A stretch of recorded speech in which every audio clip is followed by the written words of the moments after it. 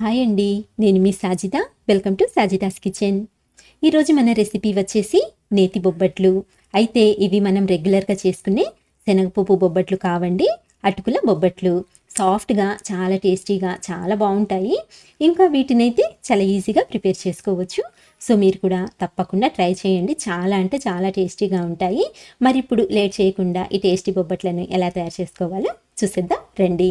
First ఒక mixing bowl తీసుకొని ఇందులోకి 2 కప్పుల వరకు మైదా పిండిని తీసుకోండి. ఇక్కడ మీరు కావాలనుకుంటే మైదా పిండికి బదులు గోధుమ పిండినైనా సరే తీసుకోవచ్చండి.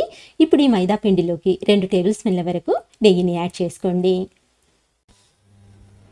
ఇలా నెయ్యి వేసుకున్న తర్వాత ఫస్ట్ పిండిలో నెయ్యి బాగా కలిసేలా ఒకసారి బాగా కలుపుకోండి. నెయ్యి మొత్తం పిండిలో బాగా కలిసిన తర్వాత ఇందులోకి కొద్ది కొద్దిగా నీళ్ళని పోసుకుంటూ పిండినైతే సాఫ్ట్గా కలుపుకోవాలండి. మనం చపాతీకైతే కొంచెం గట్టిగా కలుపుకుంటాం కదండి, బొబ్బట్లకైతే అలా కాకుండా కొంచెం సాఫ్ట్గా కలుపుకోవాలన్నమాట. ఇదైతే గుర్తుపెట్టుకోండి. ఇక్కడ చూస్తున్నారు కదండి, ఈ విధంగా పిండిని అయితే కలుపుకోవాలి. అప్పుడే మనకు బొబ్బట్లు అనేవి చాలా పర్ఫెక్ట్గా కుదురుతాయి. ఇలా పిండిని కలుపుకున్న తర్వాత మరో టేబుల్ స్పూన్ వరకు నెయ్యిని ఇలా పిండి పైన వేసుకొని చేతి వేళ్లతో ఇలా కొంచెం హోల్స్ లాగా చేసుకున్నట్లయితే పిండి మనకు చాలా చక్కగా నానుతుందండి. బొబ్బట్లు ఎలా కావాలంటే అలా వస్తాయన్నమాట. చూస్తున్నారు కదండి. సో ఈ విధంగా పిండిని అయితే కలుపుకోండి. ఇలా చేతి వేళ్లతోనే హోల్స్ లాగా పెట్టుకొని ఇప్పుడు దీనిపైన మూత పెట్టేసి కనీసం ఒక అరగంట నుంచి గంట పాటు దీన్ని అయితే పక్కన పెట్టేయండి. ఈలోపు మనము స్టఫింగ్ కోసం పూర్ణాన్ని ప్రిపేర్ చేసుకుందాము. స్టవ్ మీద ప్యాన్ పెట్టుకొని ఇందులోకి 1 కప్పు వరకు అటుకుల్ని వేసుకోండి. ఇప్పుడు లో టు మీడియం ఫ్లేమ్ మీద ఈ అటుకుల్ని క్రిస్పీగా అయ్యేంత వరకు ఫ్రై చేసుకోవాలి. మరీ ఎక్కువగా ఫ్రై చేయొద్దండి, జస్ట్ మనకు లైట్గా గోల్డెన్ కలర్లోకి ఫ్రై అయితే సరిపోతుందనమాట. ఈ విధంగా ఫ్రై చేసుకున్న తర్వాత ఇప్పుడు స్టవ్ ఆఫ్ చేసేసి ఈ అటుకుల్ని వేరొక ప్లేట్లోకి ట్రాన్స్ఫర్ చేసుకుందాము. ఇలా ట్రాన్స్ఫర్ చేసుకొని పూర్తిగా చల్లారేంత వరకు కాసేపు పక్కన పెట్టుకొని ఇవి ఎప్పుడైతే పూర్తిగా చల్లారిపోతాయో వీటిని ఒక మిక్సర్ జార్లోకి ట్రాన్స్ఫర్ చేసుకోండి. ఇలా జార్లోకి తీసుకున్న తర్వాత ఇప్పుడు మనం వీటిని గ్రైండ్ చేసి తీసుకుందాము. మరీ మెత్తగా కాకుండా కొంచెం బరకగా, అంటే మనకు రవ్వ ఎలా అయితే ఉంటుందో అలా గ్రైండ్ చేసుకోవాలన్నమాట.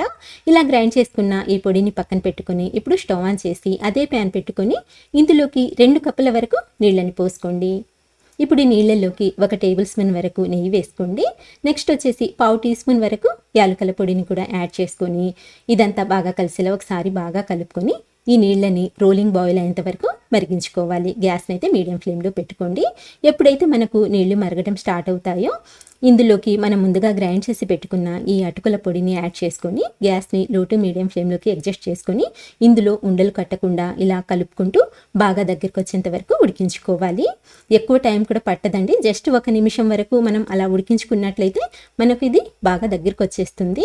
సో ఇలా బాగా దగ్గర పడిన తర్వాత ఇందులోకి 1 కప్పు వరకు తురిమిన బెల్లం వేసుకోండి. ఈ బెల్లం కూడా ఇందులో బాగా కలిసేలా కలుపుకుంటూ ఇప్పుడు ఈ మిశ్రమాన్ని ఇలా దగ్గరికి వచ్చేంత వరకు ఉడికించుకోవాలన్నమాట. గ్యాస్ని అయితే లో ఫ్లేమ్లోకి టర్న్ చేసేయండి.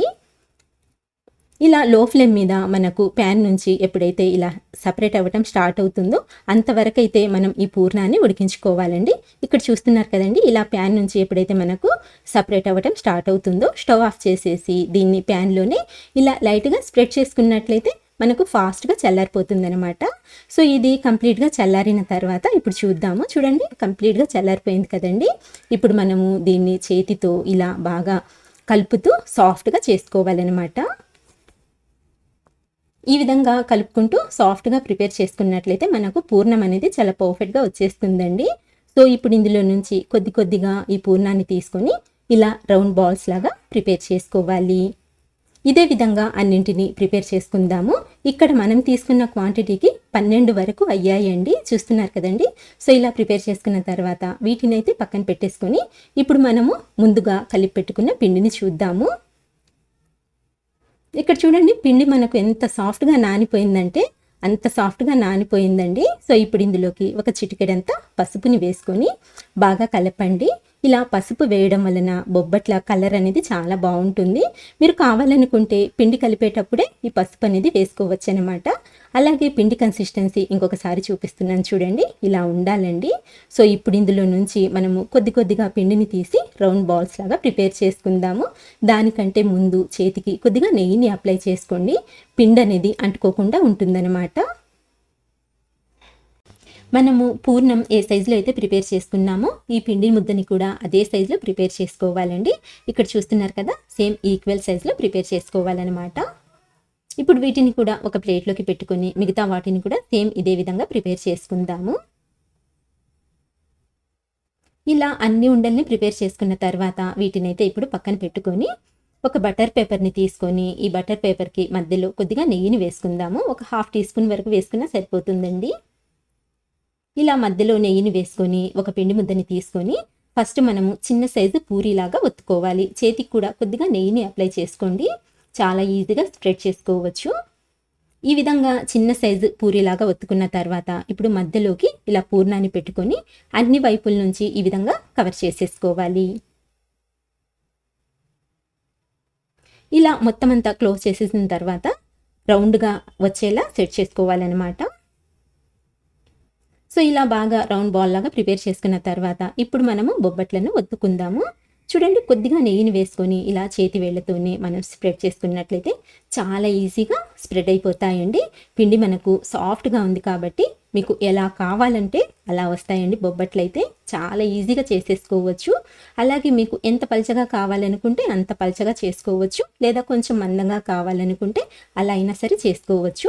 ఇలా ప్రిపేర్ చేసుకున్న తర్వాత ఇప్పుడు స్టవ్ మీద ప్యాన్ పెట్టుకొని ఇందులోకి 1 టీ స్పూన్ వరకు నెయ్యి వేసి, నెయ్యి కరిగిన తర్వాత ఇప్పుడు ఈ బొబ్బట్లని ఇలా బటర్ పేపర్తో సహా చేతిలోకి తీసుకొని ప్యాన్ పైన వేసుకున్నట్లయితే మనం చాలా ఈజీగా వేసేసుకోవచ్చండి. ఇక్కడ చూస్తున్నారు కదండి, ఈ విధంగా అనమాట. ఇలా ప్యాన్ పైన వేసుకున్న తర్వాత బటర్ పేపర్ని రిమూవ్ చేసుకున్నట్లయితే మనకు ఆ షేప్ అనేది చాలా చక్కగా అలాగే ఉంటుందండి, ఏమాత్రం పాడవ్వదు. అలాగే చాలా ఈజీగా కూడా అవుతుందన్నమాట మన పని అనేది. ఇలా బొబ్బట్లన్నీ పెనం మీద వేసుకున్న తర్వాత 1 నిమిషం వరకు మీడియం ఫ్లేమ్ మీద కొంచెం అటు ఇటు తిప్పుతూ ఫ్రై చేసుకుని తర్వాత ఇంకొక వైపుకి టర్న్ చేసుకోవాలండి. ఇలా మీడియం ఫ్లేమ్ మీద ఫ్రై చేసుకున్నట్లయితే మనకు చాలా చక్కగా ఫ్రై అవుతాయి. హై ఫ్లేమ్ మీద అయితే తొందరగా మాడిపోతాయి. అలాగే లో ఫ్లేమ్ మీద అయితే కొంచెము ఆ లేయర్ అనేది కొంచెము టైట్గా ఉంటుందన్నమాట, అంటే కొంచెం గట్టిగా ఉంటాయండి బొబ్బట్లు. సో అలా కాకుండా ఇలా మీడియం ఫ్లేమ్ మీద ఫ్రై చేసుకున్నట్లయితే సాఫ్ట్గా చాలా అంటే చాలా బాగుంటాయి, చాలా పర్ఫెక్ట్గా కుదురుతాయి. సో ఇలాంటి చిన్న చిన్న టిప్స్ని ఫాలో అవుతూ మీరు కూడా బొబ్బట్లని ప్రిపేర్ చేసుకోండి, చాలా చక్కగా వచ్చేస్తాయి. చూడండి, ఇలా 2 వైపుల నుంచి మంచి గోల్డెన్ కలర్ వచ్చేంత వరకు ఫ్రై చేసుకున్న తర్వాత వీటినైతే ఇప్పుడు ప్లేట్లోకి తీసేసుకుందాము. ఇదే విధంగా మిగతా బొబ్బట్లని కూడా ప్రిపేర్ చేసి తీసుకుందాము. అంతేనండి, చాలా ఈజీగా మనము ఈ దూది లాంటి మెత్తటి టేస్టీ బొబ్బట్లు ఇన్స్టెంట్గా ప్రిపేర్ చేసుకోవచ్చు. సో మీరు కూడా తప్పకుండా ట్రై చేయండి. అలాగే ఫ్రెండ్స్, చూశారు కదండి ఇవాల్టి వీడియో, ఇవాల్టి రెసిపీ. నచ్చితే మాత్రం చిన్న లైక్ ఇవ్వండి. మంచి టేస్టీ రెసిపీస్ కోసం అయితే మన ఛానల్ని మర్చిపోకుండా సబ్స్క్రైబ్ చేసుకోండి. ఇంకొక మంచి వీడియోతో మళ్ళీ కలుస్తాను. అంతవరకు బాయ్ అండి. Thank you for watching.